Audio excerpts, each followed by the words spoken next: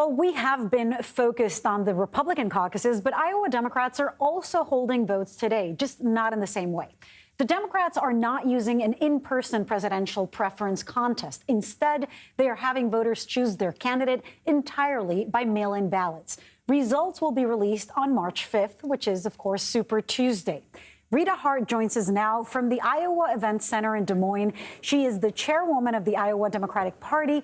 Rita, thanks for joining us. And talk to us about why the Iowa Democratic Party is using the mail-in system this year. We're very excited about the mail-in process, that this is giving us an opportunity for people to participate that have never been able to participate in a caucus before.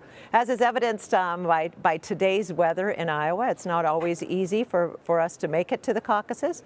And in addition, some people have never been able to participate because they have small children, because they work third shift, because they are snowbirds who are spending the month in Arizona or Florida. And so this gives us an opportunity to have everyone participate who wants to, as an Iowa Democrat, in who the next president should be.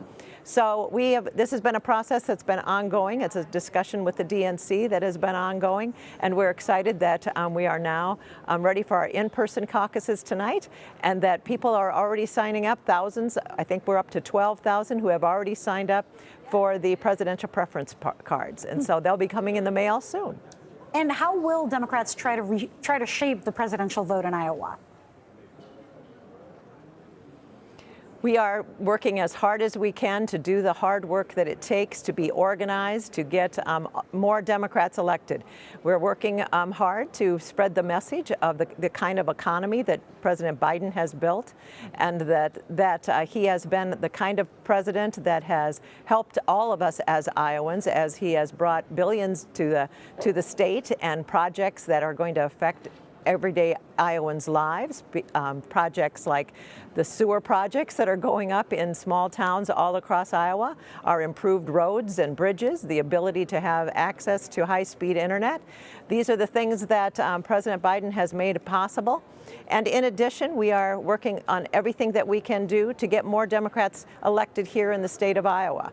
We're in a state that is a bit out of sync. We've been under Republican control for a long time.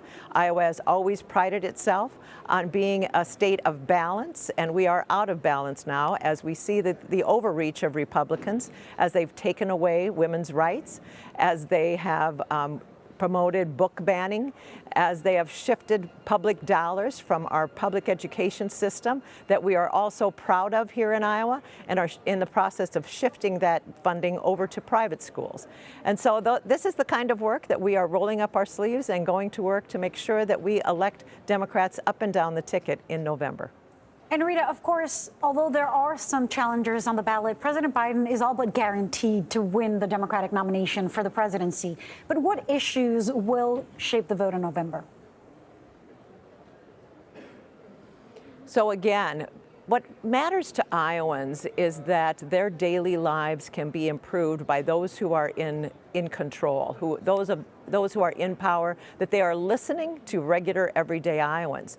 And what's happening to Iowa is that, again, we have a Republican leadership that is passing unpopular legislation, that people recognize here in the state, that it doesn't work for Iowa families to have their freedoms stripped away, to take public dollars and put them into the private system at the demise of our public education system. And in general, you know, we have such a strong history of small towns, rural parts of Iowa that are struggling more and more to succeed under this leadership. And so we are, again, talking to as many people as we can, doing the hard work of organizing, helping people to understand that their lives could be different if we would have more balance here in the state of Iowa. And Rita, let's talk about the Republican caucuses. Is there a candidate that Democrats in Iowa prefer to face in the election, in the general election? You know, that Republican lineup is so extreme that I don't think that Democrats want to really have an opinion about that at all. They know that the contrast is going to be clear in November, that the Republican lineup is very much on the far right. that again, the policies that they've been talking about are not good for regular everyday Iowans, when we know that they are interested in stripping our benefits from Medicare and Social Security, that they're going to continue down this pathway of standing strong on their belief that we should have complete abortion bans when that makes no sense for our families. These are issues that, again, I think that Democrats understand are out of sync, and it just makes us more committed to getting more Democrats elected. Rita Hart, thank you so much. And thank you so much. It was a great pleasure to be here. Thank you. Thanks for joining us. And Caroline Cummings from our CBS Minnesota station is joining us now. She covered the campaign in Iowa back in 2020 and is back again this year talking to voters and getting reactions.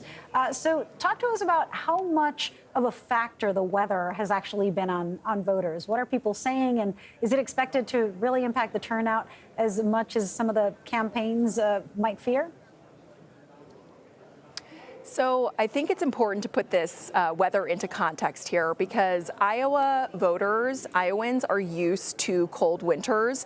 I, like you said, lived in Iowa for a number of years here, but this is not typical cold. This is bone-chilling, record cold, the coldest Iowa caucus, at least in recent memory, if not history. So it is, I think, you have to take that into account. Even if Iowans and many voters I've spoken with have said just that they are undeterred by the cold. You saw it with the lines of Trump supporters who turned out to Indianola in the cold, braved those temperatures to go and see him. But this is a different type of cold we're talking about, so inevitably I do think it will impact turnout. It's just a matter of how much, though it is true that Iowans are tough in this weather, but this is not weather that is typical for a winter here. I mean, this is freezing cold. The last time I remember it this cold was in that polar vortex in 2019 before the 2020 race. Quite historic. And you were in Iowa during the last caucuses. How different are things this year besides the weather? Well, of course, this is a Republican caucus, or a competitive Republican caucus, where all eyes are on the Republicans because the incumbent president is a Democrat. So in 2020, all the focus was on who is going to be the Democratic nominee to take on then President Donald Trump. A little different, though, is the Trump effect. In 2020, it felt like a really neck-and-neck race down to the end, and there was a lot more interest. I think there was double the amount of reporters credentialed to cover that caucus. And that's because Donald Trump has had his standing throughout this whole race. He has really not wavered in these polling, and it seems to be a race for second place right now. So that's one big difference. It felt like there was a lot more uncertainty about who may come out on top last cycle. And of course, too, the caucus results got tied up in all mired in controversy and chaos after the fact. So there's a difference there, too. Hopefully, the results come in no problem this go round. And Caroline, caucuses require attendance at a certain time and location. What are Iowa officials doing to make things easier or more accessible to voters given this extreme weather? Well, it's a matter of showing up in person, like you said, and there's every effort by the campaigns, it seems, to try to accommodate these people in the cold weather. I know for Donald Trump's event in Indianola, there were heated buses to try to keep caucus goers warm. So it's definitely top of mind for campaigns and the party officials that this weather is a factor, and it could keep people from showing up. I think some perspective here that's good is that, some Iowa precinct caucus locations are in rural areas, and that might mean a good drive for some Iowans to get there. And Iowa roads are still bad in some of these offshoot roads in rural counties. So I wonder if the turnout will be impacted there the most, because if you're in the Des Moines metro, there's a good chance that your road might be plowed, or 35 is good to go. So it's a matter of what it looks like in those rural places and being safe to get there for sure. Yeah, good point.